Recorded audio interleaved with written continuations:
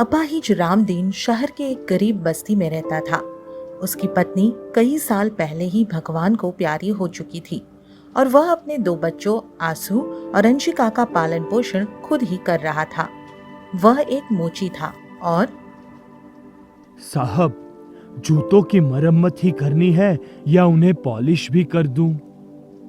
हाँ भाई, अच्छे से मरम्मत करके पॉलिश भी कर देना। ठीक है साहब। यह कहकर रामदीन उसके जूतों की मरम्मत करके उन पर पालिश कर देता है और फिर ग्राहक उसे पैसे देकर चला जाता है।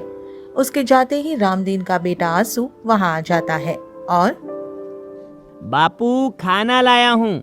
अब पहले खाना खा लो और जो काम करना है उसे बाद में करना, समझे? समझ गया मेरे दादा, तुझे अपने से ज्यादा मेरा ख्याल रहता है।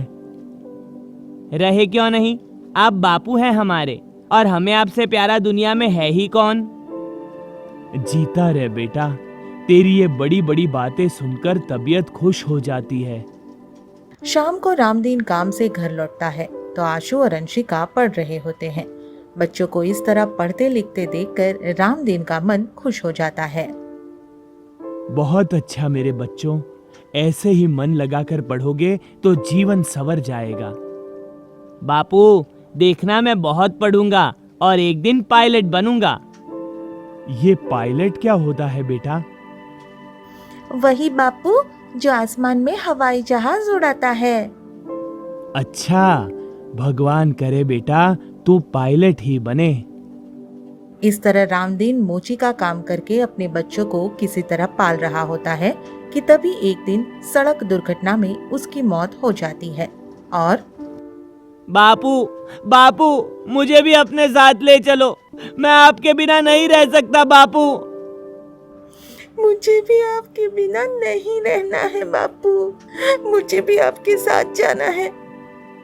बच्चों का यह विलाप देखकर वहां खड़े लोगों की आंखें भर आती है और वे भैया, रामदीन के बच्चों का विलाप तो देखा नहीं जा रहा। जल्दी से इसकी अर्थी को उठाओ वरना बच्चे रोना बंद नहीं करेंगे। ये ठीक कहते हैं, बच्चों का ख्याल करो और रामदीन के दाह संस्कार में अब और देरी न करो। इस तरह की बातें चलते ही लोग उस समय रामदीन के शव को दाह संस्कार के लिए ले जाते हैं और उसका दाह संस्कार कर देते हैं। इसके कई दिन बाद भैया, अब हम क्या करेंगे? बापू तो रहे नहीं, अब मुझे खाना कौन खिलाएगा? तू रो मत बहन, तुझे खाना मैं खिलाऊंगा और तेरी पढ़ाई लिखाई भी कराऊंगा, समझी? पर तुम पैसे कहाँ से लाओगे? मैं मोची बन जाऊंगा अंशिका।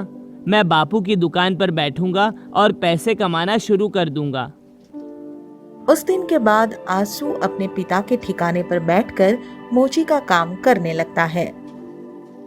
जूते चप्पल ठीक करा लो, आओ भाई आओ, जूतों पर पॉलिश करा लो। मैं शीशे से जूते चमकाऊं, पुराने जूतों को नया बनाऊं। आंसू का यह गाना सुनकर अमन नाम का एक युवक वहां आता है और क्या बे, तू तो यहाँ नया नया लग रहा है। पहले तो यहाँ कोई बुजुर्ग बैठता था, वो काम छोड़ गया क्या? वो तो ये दुनिया ही छोड़ गए हैं साहब। यह कहकर आंसू की आंखें भर आती है और फिर वह अमन को अपने पिता की मौत के बारे में बताता है। होनी को कौन टाल सकता है बेटा? गरीब को हमेशा ही भगवान 2 चोट फालतू मारता है। इसीलिए अपना काम ईमानदारी से करना ताकि 2 रोटी के लिए किसी के आगे भीख ना मांगनी पड़े। आंसू अपने काम पर पूरा ध्यान देता है और धीरे धीरे उसकी कुछ आमदनी भी होने लगती है। वह सुबह से शाम तक मेहनत करता रहता है और खुश होकर घर लौटता है। भैया, आज मेरे लिए क्या लाए? तुमने सुबह क्या लाने के लिए बोला था? गर्मा गर्म जलेबियाँ। तो फिर वही तो लेकर आया हूँ। तुम बहुत अच्छे हो भैया, तुम्हें मेरी हर बात याद रहती है। अंशिका की यह बात सुनकर आशु भावुक हो जाता है और फिर उसे समझाते हुए कहता है, तुझे याद नहीं रखूंगा तो और किसे याद रखूंगा बहन? तेरे सिवा इस दुनिया में मेरा है ही कौन?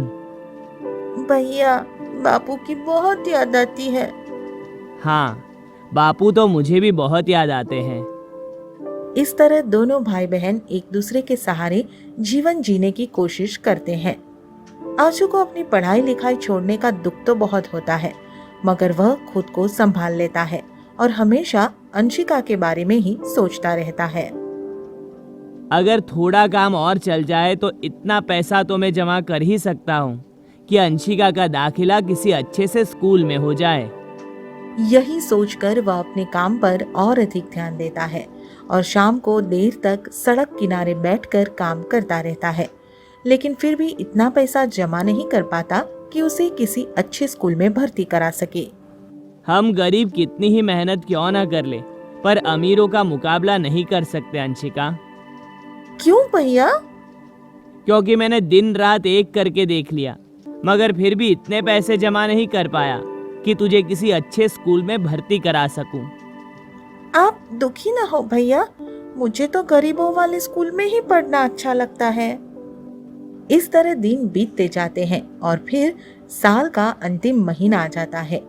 लोग नए साल का उत्सव मनाने की तैयारी में लग जाते हैं।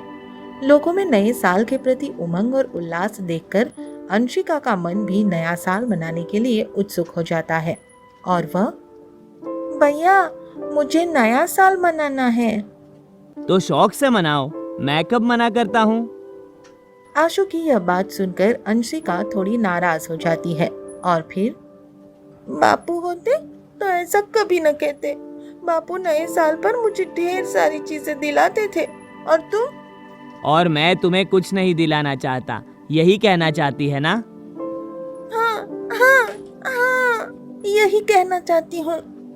अंशिका के ये कहने पर आशु हंसते हुए उसे मनाने में लग जाता है और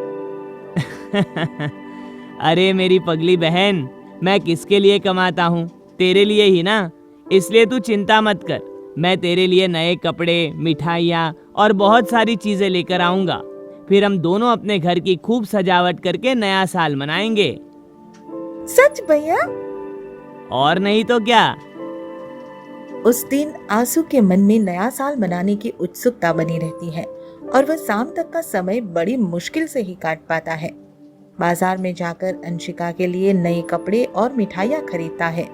उधर अंशिका भी आशु के घर लौटने का बेसब्री से इंतजार कर रही होती है, लेकिन घर वापस लौटते समय आशु अचानक ही एक कार से टकरा जाता है। बच्चों को ज्यादा गहरी चोट नहीं आई है मिस्टर आनंद, कुछ देर में होश आ जाएगा। ये तो बड़ी खुशी की बात है डॉक्टर। ना जाने किसका बच्चा है। कोई गरीब घर का बालक लगता है रजनी। कुछ देर बाद आशु को होश आ जाता है और आनंद और उसकी पत्नी आशु से उसके बारे में पूछते हैं तो वो रोने लगता है। फिर रोते हुए उन्हें अपने और अपनी बहन अंशिका के बारे में सब कुछ बता देता है। उसकी व्यथा कथा सुनकर आनंद और उसकी पत्नी को उन पर बहुत तरस आता है। बेटा, भगवान ने तुम दोनों भाई बहन को बहुत दुख दिए हैं, मगर तुम चाहो तो तुम्हारे सब दुख तकलीफ खत्म हो सकते हैं, क्योंकि हम तुमको गोद लेने को तैयार हैं। हाँ बेटा, हमारी अपनी कोई संतान नहीं है और आज हम नए साल पर अनाथ आश्रम से कोई बच्चा गोद लेने के लिए जा ही रहे थे कि रास्ते में हमारी कार से तुम टकरा गए। शायद भगवान हमें तुमसे मिलाना चाहता था, इसीलिए ये घटना घटी। आनंद और रजनी की प्यार और ममता भरी बातें सुनकर आशु की खुशी का ठिकाना नहीं रहता और वह, क्या आप सच में ही हम अनाथ भाई बहन के माता पिता बनने के इच्छुक हैं? हाँ बेटा, अगर तुम दोनों खुशी से हमारे बेटा बेटी बनना चाहो तो हम तुम्हें कभी कोई परेशानी नहीं होने देंगे। हम तुम दोनों को खूब पढ़ाएंगे और माता पिता के प्यार में कभी भी कमी महसूस नहीं होने देंगे। आनंद और रजनी के प्यार और ममता को देखकर आशु और अंशिका दोनों उनके साथ जाने को तैयार हो जाते हैं। इस तरह अनाथ बच्चों को माता पिता मिल जाते हैं और फिर सब मिलकर उत्साह और उमंग के साथ नया साल मनाते हैं।